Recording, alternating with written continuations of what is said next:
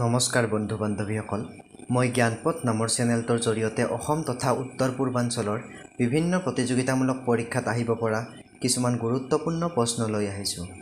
আজি আমি অসম বুৰঞ্জীৰ লগত জড়িত কিছুমান উল্লেখযোগ্য যুদ্ধ বিগ্ৰহৰ বিষয়ে আলোচনা কৰিম। এই ভিডিঅ'টোত সম্পূৰ্ণ 10টা প্ৰশ্ন আমি আলোচনা কৰিম, যিকেইটা প্ৰশ্ন অসমৰ বিভিন্ন পৰীক্ষাত অহা দেখা গৈছে। প্ৰতিটো প্ৰশ্নৰ বাবে মই আপোনালোকক 5 ছেকেণ্ডকৈ সময় দিম। আহক আজি আমাৰ প্ৰথম প্ৰশ্নটো চাওঁ। প্ৰথম প্ৰশ্নত আছে, শৰাইঘাটৰ যুদ্ধ কোন চনত সংঘটিত হৈছিল? 5 ছেকেণ্ডকৈ সময় দিম।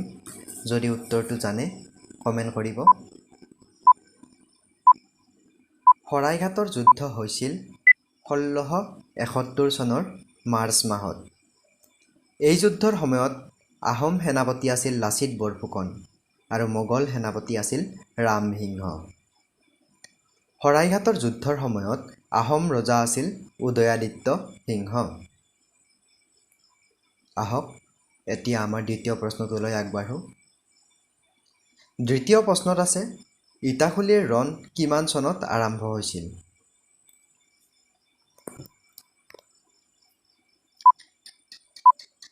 ইটাখুলিৰ ৰণ আৰম্ভ হৈছিল 1682 চনৰ আগষ্ট মাহত।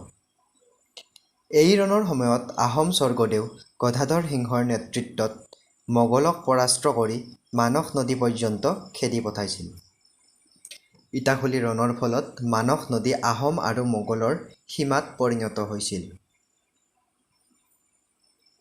এতিয়া আহক আজি আমাৰ তৃতীয় প্ৰশ্নটো আগবাঢ়ো। তৃতীয় প্ৰশ্নত আছে, লতাকটা ৰণ কাৰ দিনত সংঘটিত হৈছিল?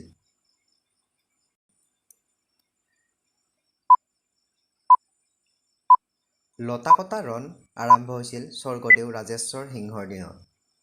এই ৰণ হৈছিল 1668 চনত। আহক এতিয়া আমাৰ চতুৰ্থ প্ৰশ্নটোলৈ আগবাঢ়ো। চতুৰ্থ প্ৰশ্নত আছে, মোৱামৰীয়া বিদ্ৰোহ প্ৰথম কিমান চনত সংঘটিত হৈছিল?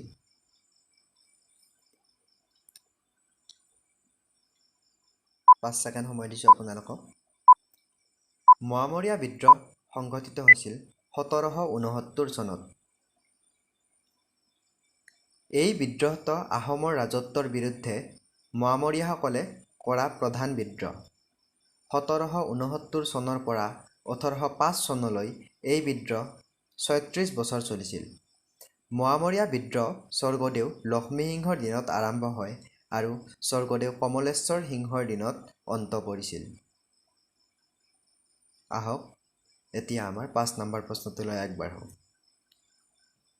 5 নম্বৰ প্ৰশ্নত আছে, দন্দুৱা দ্ৰোহ কোন ৰজাৰ ৰাজত্বকালত আৰম্ভ হৈছিল?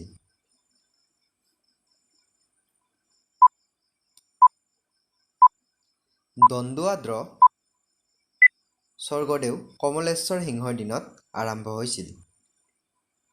এই দন্দুৱা দ্ৰোহ 18 শতিকাৰ শেষৰ ফালে 1795 চনত আহোম ৰাজ্যৰ বৰফুকনে চোৱাচিতা কৰা অঞ্চল কামৰূপত হোৱা এক বিদ্ৰোহ।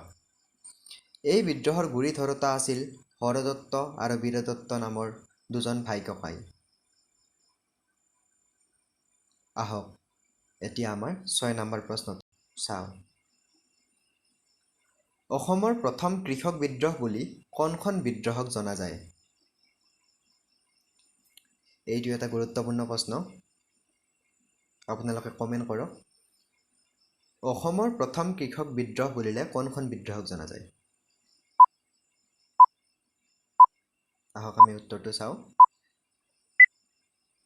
1861 চনৰ 18 অক্টোবৰত সংঘটিত হোৱা ফুলগুৰি ধেৱা বিদ্ৰোহক অসমৰ প্ৰথম কৃষক বিদ্ৰোহ বুলি জনা যায়। এতিয়া আগবাঢ়ো 7 নম্বৰ প্ৰশ্নটোলৈ। ৰঙিয়াৰ কৃষক বিদ্ৰোহৰ মূল কাৰণ কি আছিল?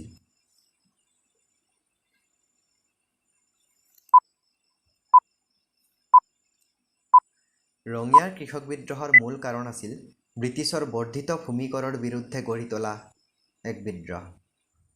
এই বিদ্ৰোহ 1893 চনৰ ডিচেম্বৰ মাহৰ পৰা 1894 চনৰ জানুৱাৰীলৈকে চলি আছিল।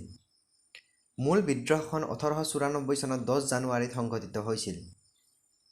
আহক আজি আমাৰ 8 নম্বৰ প্ৰশ্নটো চাওঁ। পথৰুঘাটৰ ৰণ কিমান চনত হৈছিল?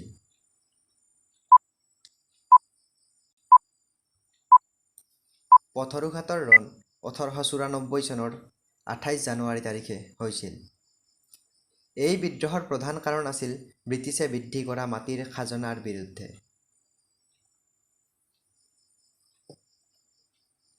আজি আমাৰ 9 নম্বৰ প্ৰশ্নটোলৈ আগবাঢ়ো। ব্ৰিটিছৰ বিৰুদ্ধে অসমত প্ৰথম বিদ্ৰোহ কিমান চনত হৈছিল? ব্ৰিটিছৰ বিৰুদ্ধে হোৱা প্ৰথম অসমত যুদ্ধখনৰ নাম কি? 1828 চনত গমধৰ কোঁৱৰে ব্ৰিটিছৰ বিৰুদ্ধে অসমত প্ৰথমবাৰৰ বাবে বিদ্ৰোহ কৰিছিল। আহক আজি আমাৰ শেষৰ প্ৰশ্নটো চাওঁ। অসমত 1857 চনত বিদ্ৰোহক কোনে নেতৃত্ব দিছিল? 1857 চনৰ বিদ্ৰোহক কোনে নেতৃত্ব দিছিল? অসমত 1857 চনৰ বিদ্ৰোহক মণিৰাম দেৱানে নেতৃত্ব দিছিল। 1857 চনৰ অক্টোবৰ মাহৰ দুৰ্গা পূজাৰ মহা অষ্টমীৰ দিনাখনৰ পৰাই এই বিদ্ৰোহৰ পৰিকল্পনা কৰিছিল। তাৰ বাবেই মণিৰাম দেৱানক 1858 চনৰ 26 ফেব্ৰুৱাৰীত ইংৰাজে ফাঁচি দি হত্যা কৰিছিল। ধন্যবাদ থাকিল। আপোনালোকে অতি ধৈৰ্য সহকাৰে মোৰ 10টা প্ৰশ্নৰ লগত সহযোগিতা আগবঢ়োৱাৰ বাবে। আজিৰ ভিডিঅ'টি ইমানতে অন্ত পেলাইছোঁ। ধন্যবাদ।